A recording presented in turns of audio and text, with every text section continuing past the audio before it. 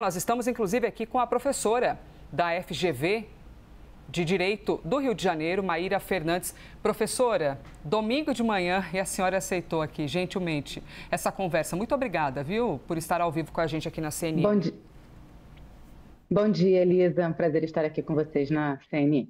Muito obrigada. Bem-vinda.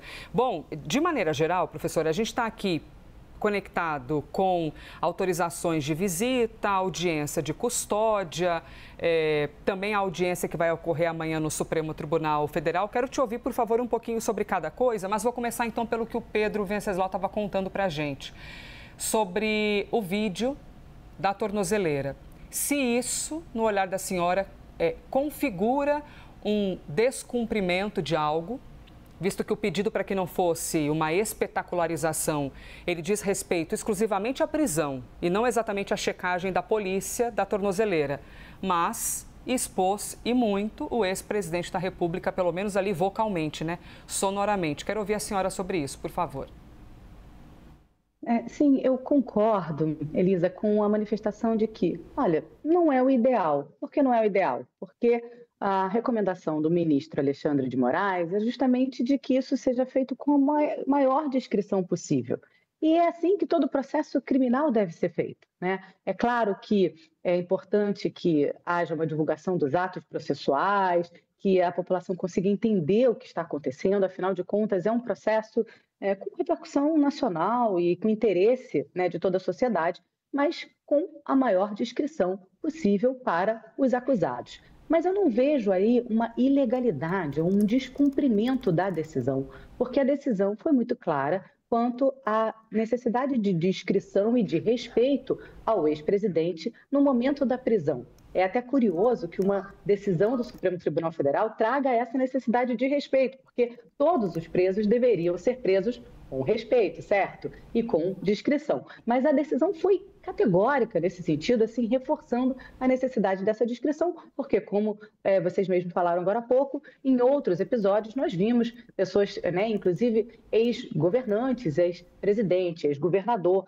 sendo presos com espetacularização midiática, e foi isso que a decisão quis evitar. Então, ninguém viu o ex-presidente Jair Bolsonaro sendo preso, ninguém o viu algemado, porque a decisão falava do não uso de algemas, e isso tudo foi respeitado. De fato, a divulgação do vídeo talvez tenha sido desnecessária, mas eu não vejo aí um descumprimento da decisão. Acho que é preciso, sim, muita cautela, porque é óbvio que é um processo com muita repercussão política e o Supremo Tribunal Federal está empenhado em que isso seja feito com a maior discrição nesse sentido.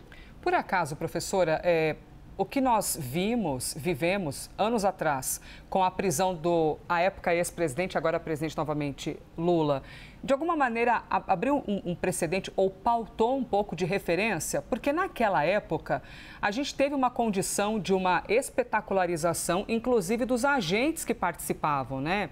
Ganhavam nomes, apelidos, porque visualmente eles estavam sempre expostos. E agora ocorreu um pedido de discrição, rosto coberto. E, de alguma maneira, o caso de Lula pauta esse de Bolsonaro?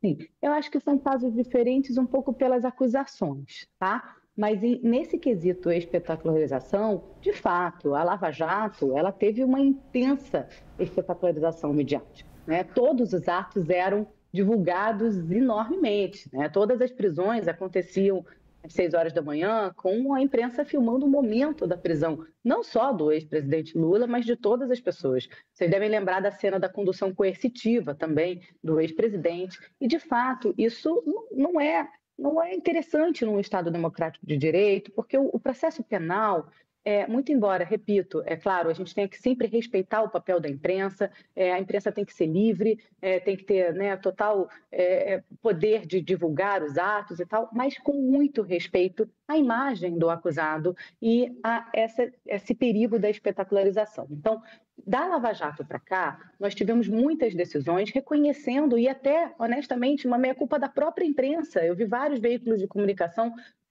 fazendo uma meia-culpa do quanto acabaram, né, utilizando essa espetacularização E é perigoso, porque o tempo do processo é diferente do tempo da imprensa, sabe? E muitas vezes a defesa ainda está começando a apresentar seus argumentos, começando a apresentar, né, a sua defesa e já tem lá um pré-julgamento público. Então, é isso que o STF quer evitar, especialmente no momento da prisão, que é um momento delicado. Eu vejo com bons olhos a decisão do Supremo de evitar essa mesma espetacularização que aconteceu na Lava Jato, que aconteceu sim com o ex-presidente Lula, para que não aconteça, né, com o ex-presidente Jair Bolsonaro, que é um respeito a não só as regras mais elementares de processo penal, do processo penal democrático, mas também de tratados internacionais de direitos humanos, né, a dignidade da pessoa humana, né, o respeito à presunção de inocência, que também, né, tem que ser sempre respeitado. Então, tem uma série de argumentos, inclusive constitucionais, que estão em jogo aí para a gente evitar. Essa espetacularização, ela nunca é boa para um processo penal.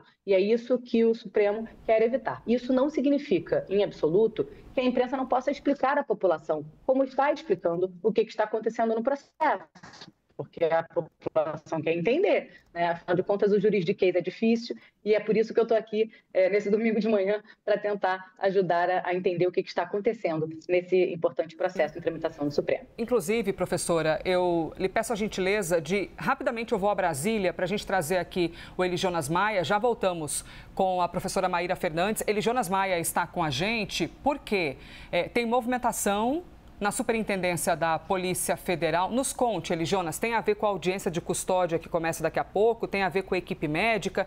Quem é que passou por aí? Oi, Elisa. Voltamos aqui para atualizar a informação e uma imagem também feita pelo Wesley Sabino da chegada da equipe médica do ex-presidente Jair Bolsonaro.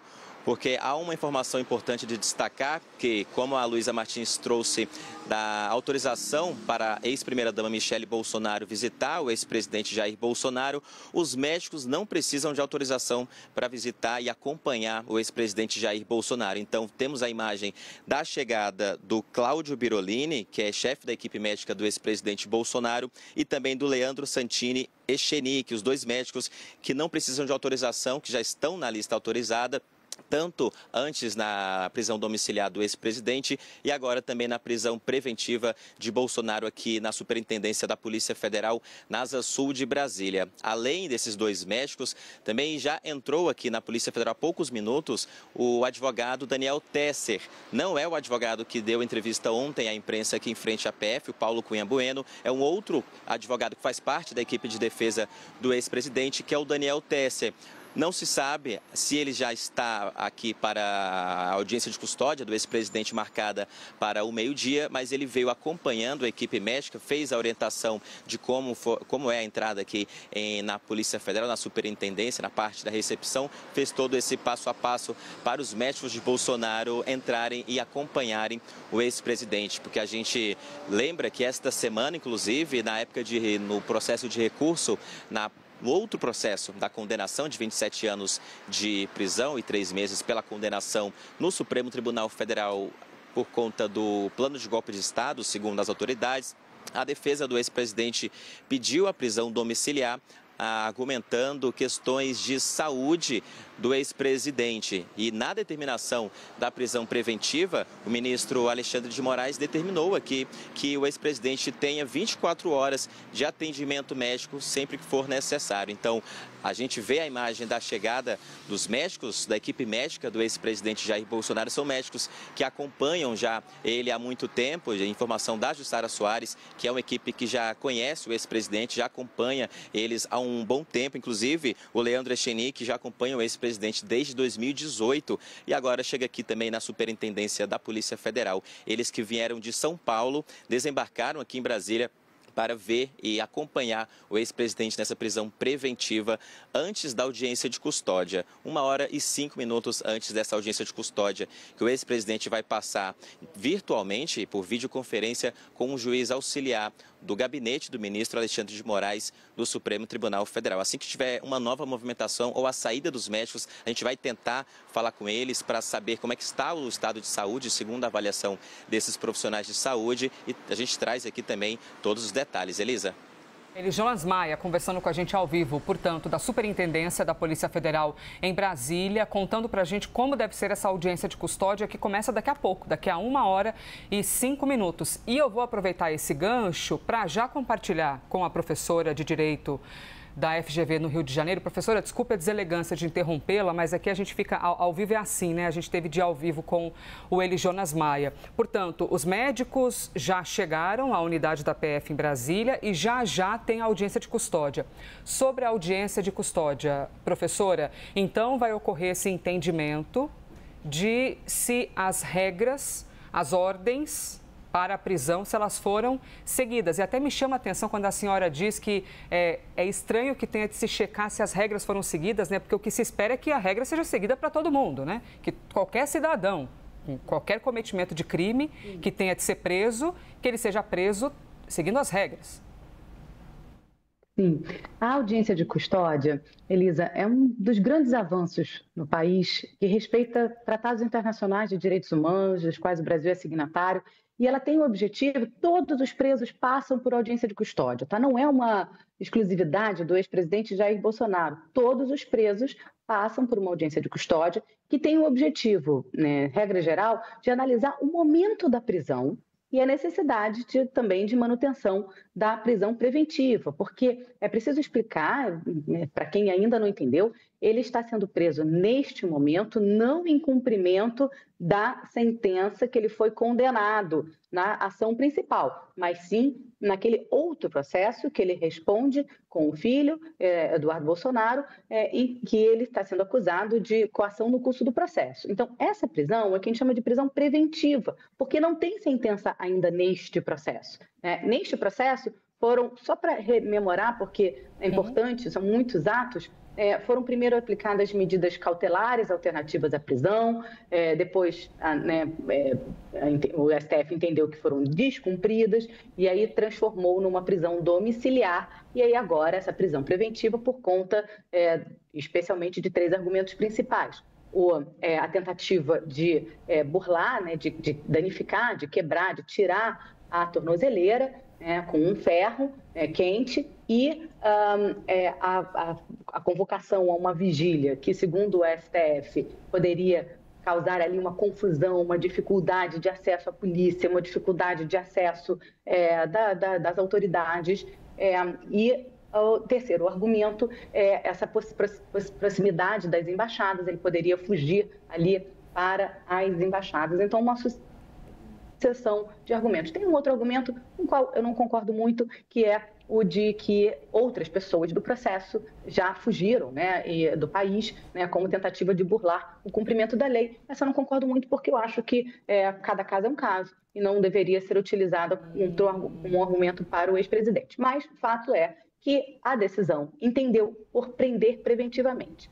Essa audiência de custódia, ela não é uma audiência para decidir o mérito desse processo. Ela é para decidir as condições da prisão. Então, numa situação normal de presos, isso também vai ser perguntado para ele, o senhor foi destratado em algum momento? O senhor sofreu maus tratos? O senhor foi agredido? Os presos passam por um exame médico legal para saber se não foram agredidos. Nós sabemos que há relatos, né, país afora, de presos que são presos e, no momento da prisão, sofrem algum tipo de agressão. Essa audiência de custódia é justamente para analisar esse tipo de ato no momento da prisão. Então, como esta decisão do ex-presidente Jair Bolsonaro trazia, inclusive, especificidades, como essa, por exemplo, da não divulgação, então sim, será perguntado. Teve alguma divulgação do ato? Tinha ali, né, alguém da imprensa naquele momento? Não, não tinha. O senhor foi algemado, porque a decisão falava em não uso de algemas. Então vai ser perguntado, o senhor foi algemado? E vai ser também uma oportunidade dele poder falar sobre as condições da prisão preventiva. Então a defesa certamente vai justificar a questão da tornozeleira, por exemplo, né? Por que ele tentou queimar a tornozeleira.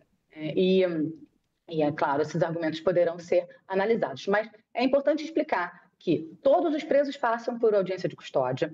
E 2, essa audiência de custódia não é sobre o mérito, é sobre o momento da prisão. Interessante ouvir a senhora tecnicamente, porque, de fato, na decisão da prisão de ontem, ocorreu a citação por parte de Moraes de outros nomes, como de Alexandre Ramagem, Carla Zambelli e o Eduardo Bolsonaro, né? Então, ouvi o olhar da senhora técnico de que a senhora não concorda com esse risco de fuga, levando em conta outros assuntos, a exemplo de Alexandre Ramagem, que também aparece aqui em uma das 17 páginas dessa decisão que colocou na prática a prisão de Jair Messias Bolsonaro. Professora, excelente, hein? Poder ouvir-te. Muito obrigada, de verdade, pela gentileza. Muito obrigada. Se eu pudesse complementar, eu diria só uma coisa, que essa prisão preventiva, ela usa como argumento os principais argumentos de uma prisão preventiva, sabe? Que é justamente o risco de fuga. Por que o risco de fuga? Pela tentativa de violação da tornozeleira.